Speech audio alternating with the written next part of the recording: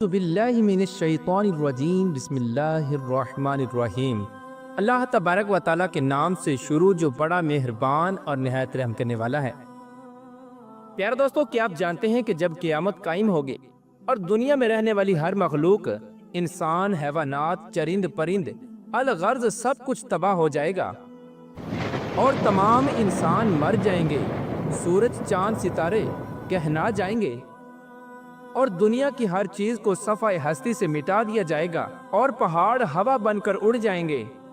پیارے دوستو، آج کی اس ویڈیو میں ہم آپ کو بتائیں گے کہ جب اس دنیا کو ختم کر دیا جائے گا اور اس کو صفحہ ہستی سے مٹا دیا جائے گا اور دنیا میں کوئی بھی مخلوق باقی نہ رہے گی تو اس کے بعد کیا ہوگا، اور پھر اللہ تبارک و تعالیٰ کس طرح سے اس دنیا کو نئے سرے سے آباد فرمائے گا اور کس طرح لوگوں کو ان کی قبروں سے دوبارہ زندہ فرمائے گا، اور اس کے بعد کون کون سے معاملات درپیش آئیں گے۔ پیارے دوستو، ان تمام تر سوالات کے جوابات قرآن و حدیث کی روشنی میں آج کی اس ویڈیو میں ہم آپ کو بتائیں گے، لہٰذا آپ سے گزارش ہے کہ ہماری اس ویڈیو کو اینڈ تک ضرور دیکھیے گا۔ پیارے دوستو، جب قیامت کا وقت بالکل قریب آ جائے گا تو اللہ تبارک و تعالی حضرت اسرافیل علیہ السلام کو سور پھونکنے کا حکم دیں گے۔ تو حضرت اسرافیل علیہ السلام اللہ تبارک و تعالی کے حکم کے مطابق سور پھونکیں گے اور آہستہ آہستہ دنیا تباہ و برباد ہونا شروع ہو جائے گی۔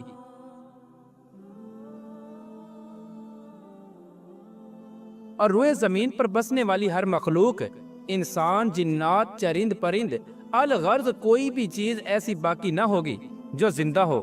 اس وقت سب کا نام و نشان مٹ جائے گا اور سب کچھ تباہ و برباد ہو جائے گا، اور دلکش اور خوبصورت نظر آنے والی اس زمین پر ہر طرف چٹیل میدان اور ویرانی ہی ویرانی ہو جائے گی۔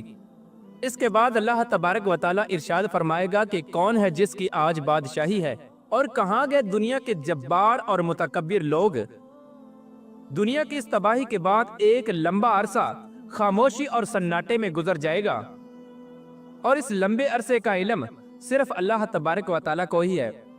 پھر جب اللہ تبارک و تعالیٰ چاہے گا تو نئے سرے سے زمین و آسمان اور فرشتوں کو پیدا کرے گا۔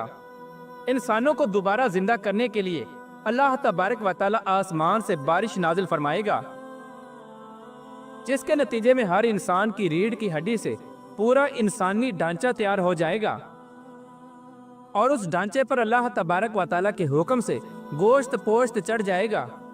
پیارے دوستو، اس طرح جب تمام انسان دوبارہ زندہ ہو جائیں گے تو اللہ تبارک و تعالیٰ حضرت اسرافیل علیہ السلام کو دوبارہ سور پھونکنے کا حکم دے گا۔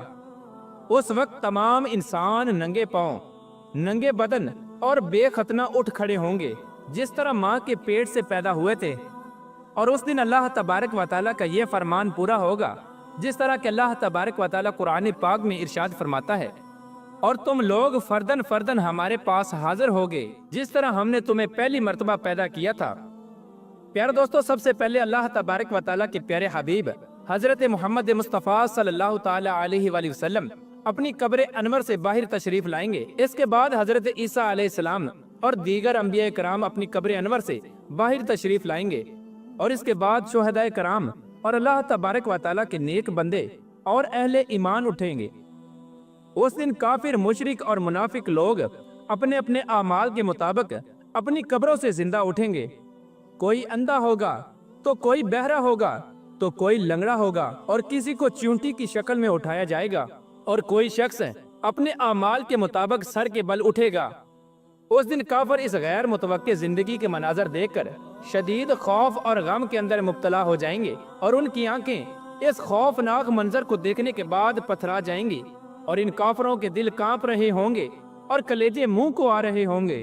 اس دن اتنا وحشتناک عالم ہوگا کہ کوئی غمسار اور مددگار نہ ہوگا، اور اس دن نہ ہی کوئی ایک دوسرے کو پوچھنے والا ہوگا، اور اہل ایمان بھی اپنے اعمال کے مطابق اپنی قبروں سے اٹھیں گے، اور اس دن شہداء کرام اپنے بہتے ہوئے تازہ خون کے ساتھ اٹھائے جائیں گے، اور جو شخص جس حالت میں فوت ہوگا وہ اسی حالت میں اپنے قبر سے اٹھے گا، یعنی جو گناہ کرتا ہوا مر گیا وہ اسی گناہ کی حالت میں اٹھے گا، اور جو شراب پیتا ہوا مرا وہ اسی طرح شراب پیتا ہوا اٹھے گا، اور جو زنا کرتا ہوا مرا وہ اسی طرح زنا کی حالت میں اٹھے گا۔ پیارے دوستو، اس طرح جب تمام مخلوق زندہ ہو جائے گی اور اپنی اپنی قبروں سے باہر نکل آئے گی، پھر اس کے بعد قبروں سے اٹھتے ہی ہر انسان پر 2 فرشتے مقرر کر دیے جائیں گے، اور وہ فرشتے تمام لوگوں کو मैदान हशर में पहुंचा देंगे। प्यारे दोस्तों, आपको बताते चलें कि मैदान हशर मुल्क के शाम के इलाके में कायम होगा और सभी लोगों को अपनी अपनी कब्रों से उठकर उस मैदान में जाना होगा। और कुफार में से जो लोग अंधे उठेंगे वो ठोकरें खाते गिरते पड़ते मैदान हशर में पहुंचेंगे, और जो लोग चींटियों के जिस्म में उठेंगे वो लोगों के पांव तले रोंदे जा रहे होंगे, और जो लोग सर के बल उठाए जाएंगे वो लोग इंतहाई जिल्लत और रुसवाई के साथ मैदान हशर में पहुंचेंगे। और बाज काफरों पर आग मुसल्लत कर दी जाएगी जो उन काफरों को हाँक कर मैदान हशर की तरफ ले जाएगी। और अहले ईमान भी अपने अकायद और अमाल के मुताबिक मैदान हशर की तरफ रवा दवा होंगे। बाज अहले ईमान पैदल पहुंचेंगे और बाज अहले ईमान ऊँटों पर सवार होकर मैदान महशर में पहुंचेंगे। किसी ऊँट पर एक शख्स होगा तो किसी ऊँट पर दो, हत्ता कि किसी ऊँट पर 10-10 आदमी भी सवार होंगे। उस दिन अल्लाह तबारक व तआला की सारी मखलूक इस खौफनाक आलम में चुपचाप एक ही मंजिल की तरफ रवा दवा होगी, और वो मंजिल मकाम महशर होगा। उस दिन किसी को ऊंचा सांस लेने की जुर्रत तक न होगी। उस दिन हर आदमी को ये एहसास होगा कि आज हिसाब का दिन है और आज अपनी जिंदगी में किए गए तमाम करतूतों का फल मिलने वाला है। इस तरह जब तमाम मखलूक मैदान हशर में पहुंच जाएगी तो उस वक्त अल्लाह तबारक व तआला की तरफ से ये ऐलान किया जाएगा, वमताजुल यौमा अय्युहल मुजरिमून, कि ए मुजरिमों, आज के दिन अलग अलग हो जाओ। उस वक्त तमाम लोग अलग अलग ग्रोहों के अंदर तकसीम हो जाएंगे, और काफिर और मुशरिक लोग अपनी जिंदगी में जिस जिस चीज की पूजा किया करते थे और जिसको अपना खुदा मानते थे वो उसी ग्रोह में शामिल हो जाएंगे। और दूसरी तरफ ईमान वालों को उनके अकायद और अमाल के मुताबिक अलग अलग ग्रोहों में तकसीम कर दिया जाएगा। उलमा उलमा के साथ हो जाएंगे, और नेक लोग नेक लोगों के साथ, आबिद लोग आबिदों के साथ, और मुत्तकीन मुत्तकीन की साथ में शामिल हो जाएंगे, और शोहदा शोहदा के साथ, और मुजाहिदीन मुजाहिदीन के साथ हो जाएंगे। अलगर्ज जो जिस चीज के साथ मोहब्बत करता होगा और जिन आमाल के जरिए उसने अपनी जिंदगी गुजारी होगी वो उसी ग्रोह में शामिल हो जाएगा। उस दिन बेनमाजी बेनमाजियों की सफ में खड़े होंगे, और रोजों को छोड़ने वाले रोजों को छोड़ने वालों की सफ में खड़े होंगे, और अल्लाह तबारक व तआला के नाफरमान अल्लाह तबारक व तआला के नाफरमानों की सफ में खड़े होंगे।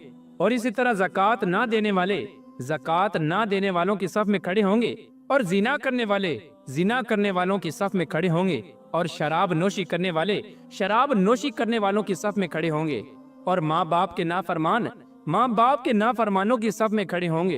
प्यारे दोस्तों, मैदान हशर में तमाम लोग नंगे पाँव और नंगे बदन होंगे। उस दिन सूरज 1 मील के फासले पर आग बरसा रहा होगा, और जमीन तपश की वजह से दहक रही होगी, और जिस्म सूरज की आग में जल रहा होगा, और जमीन इतनी गर्म हो जाएगी कि जमीन पर पाँव न रखा जा रहा होगा, और दूर दूर तक कहीं साया नजर नहीं आ रहा होगा, और लोग अपने अपने अकायद और अमाल के मुताबिक अपने अपने पसीनों में डुबकियां लगा रहे होंगे।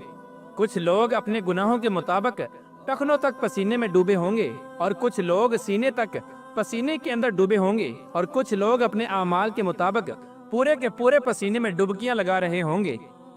प्यारे दोस्तों, हशर का ये खौफनाक दिन 50,000 साल होगा, और लोग भूख और प्यास और शदीद गर्मी की हालत में 50,000 साल तक खड़े रहेंगे, और तमाम लोग तंग आकर अल्लाह तबारक व तआला की बारगाह में अर्ज करेंगे, या रब्बुल आलमीन, हमें इस मुसीबत से निजात अता फरमा, चाहे हमें जहन्नम में डाल दे।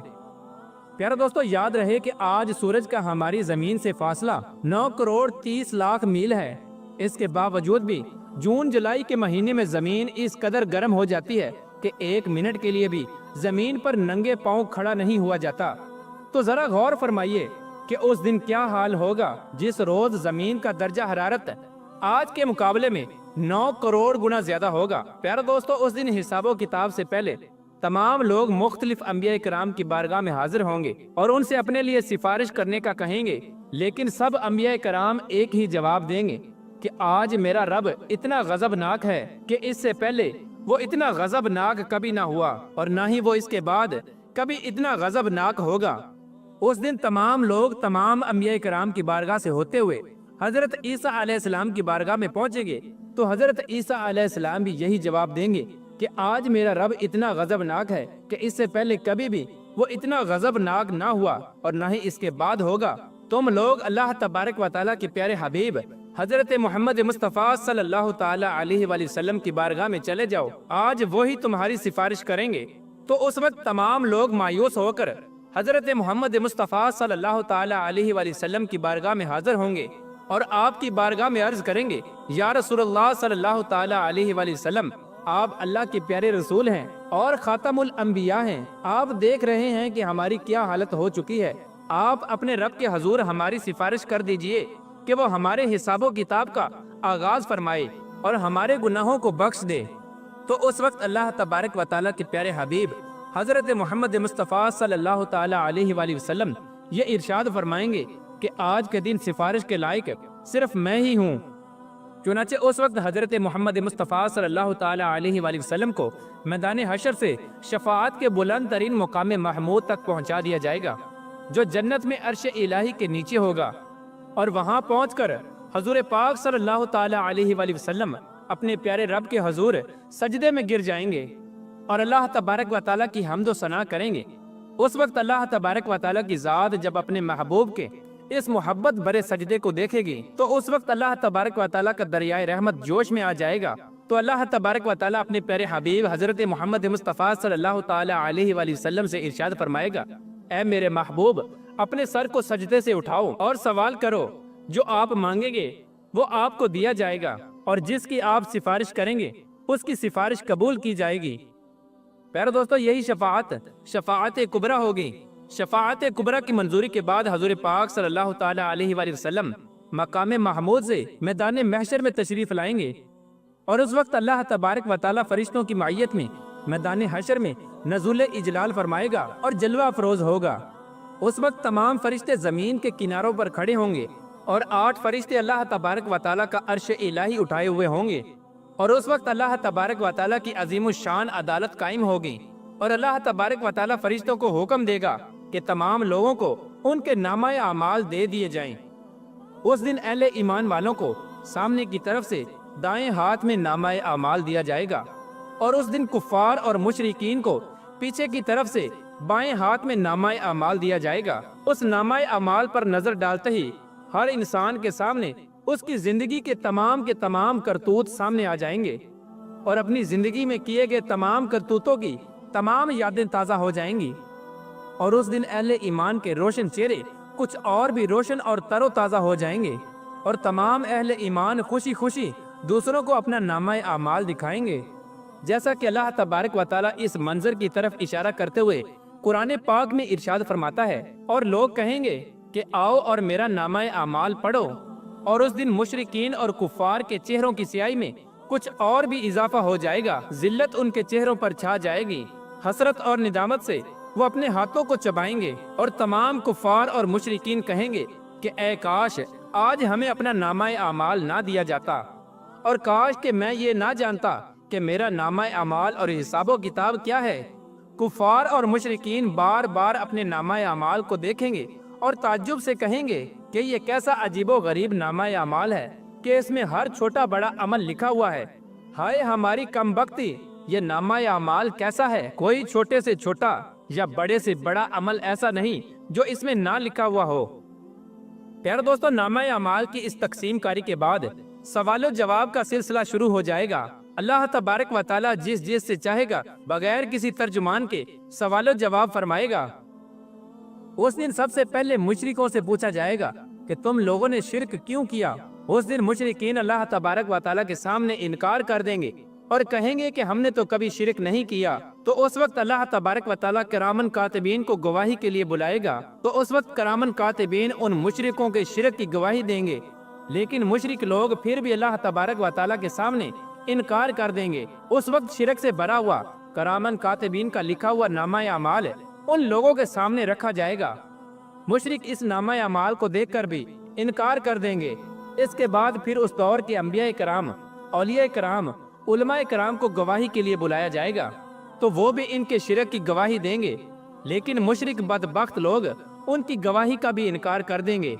इसके बाद फिर वो जगह जहाँ पर इन्होंने शिरक या कुफर किया था, उस जगह को गवाही के लिए बुलाया जाएगा और वो जगह मुशरिकीन के शिरक की गवाही देगी, लेकिन मुशरिक लोग इसका भी इनकार कर देंगे।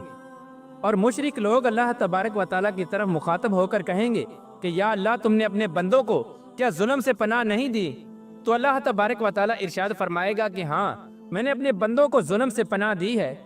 تو مشرکین اللہ تبارک و تعالیٰ کی بارگاہ میں عرض کریں گے آج ہم اپنی ذات کے علاوہ کسی کی گواہی کو قبول نہیں کریں گے۔ چنانچہ اس وقت اللہ تبارک و تعالیٰ مشرکین کی زبانوں پر مہر لگا دے گا اور ان کے اعضاء کو بولنے کا حکم دے گا۔ اس وقت مشرکین کے تمام اعضاء یہ گواہی دیں گے کہ ہاں انہوں نے شرک کیا تھا، اور اس طرح ان کے اعضاء کی گواہی کی وجہ سے ان پر جہنم واجب کر دی جائے گی۔ جہنم کی یہ وعید سنتے ہی مشرکین لوگ اپنے جسم کے اعضاء کو لان تان کرنا شروع کر دیں گے اور کہیں گے کہ ہم نے تو تمہیں جہنم سے بچانے کی کوشش کی لیکن تم نے ہمیں جہنم کا مستحق بنا دیا۔ تو اس وقت وہ تمام اعضاء جواب دیں گے کہ جس اللہ تبارک و تعالیٰ نے تمہیں قوت گویائی عطا فرمائی ہے اس نے ہمیں بھی بولنے کا حکم دیا تھا، تو ہم کس طرح اس کی نافرمانی کر سکتے تھے؟ اس کے بعد اللہ تبارک و تعالیٰ ایک منافق سے سوال کرے گا کیا میں نے تمہیں دنیا میں عزت، حکومت، مال و دولت اور اہل و عیال نہیں دیے تھے؟ وہ عرض کرے گا کیوں نہیں یا اللہ، سب کچھ عطا فرمایا تھا۔ تو اللہ تبارک و تعالیٰ دوسرا سوال پوچھے گا کیا تمہیں یقین تھا کہ قیامت آئے گی اور اللہ تبارک و تعالیٰ کے سامنے جواب دینا ہوگا؟ تو منافق اللہ تبارک و تعالیٰ کی بارگاہ میں عرض کرے گا ہاں یا رب العالمین، مجھے سب پتا تھا، میں نے تیرا کلمہ پڑھا، تیری کتاب پر ایمان لایا اور تیرے رسول پر بھی ایمان لایا اور تیرے حکم کے مطابق نماز پڑھی اور روزے رکھے اور زکوٰۃ بھی ادا کی۔ اس وقت منافق اللہ تبارک و تعالیٰ کے سامنے اپنی تعریفیں کرنے میں پورا زور لگا دے گا۔ تو اللہ تبارک و تعالیٰ ارشاد فرمائے گا اچھا ذرا ٹھہرو، ہم کچھ اور گواہ لاتے ہیں۔ تو اس وقت منافق اپنے دل میں سوچے گا کہ میں تو مسلمانوں کے ساتھ مل کر نماز اور روزہ کرتا رہا، بھلا آج میرے خلاف کون گواہی دے گا؟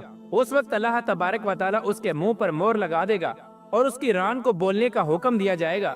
چنانچہ اس کی ران، اس کے بدن کا گوشت اور اس کی جسم کی ہڈیاں اور اس کے جسم کا رواں رواں اس کی منافقت کی گواہی دے گا کہ ایک طرف تو یہ نماز اور روزہ رکھتا اور دوسری طرف کفار کی دوستیوں پر ناز کرتا اور کفار کے مفادات کا تحفظ کیا کرتا تھا، مسلمانوں کو دھوکہ دیتا رہتا اور ان سے غداری کرتا رہتا۔ اس وقت اللہ تبارک و تعالیٰ اس منافق شخص پر غضبناک ہوگا اور اس پر جہنم کو واجب کر دے گا۔ پیارے دوستو، ان سوال و جواب کے بعد اہل ایمان کا نمبر آئے گا، لیکن اللہ تبارک و تعالیٰ کی محبت کا انداز اہل ایمان سے کچھ نرالا ہوگا۔ ایک مومن آدمی کو اللہ تبارک و تعالیٰ اپنے قریب بلائے گا اور اس پر اپنا امن اور رحمت ڈال دے گا، اور اللہ تبارک و تعالیٰ اس مومن سے سوال کرے گا کہ تو نے فلاں فلاں گناہ کیا تھا۔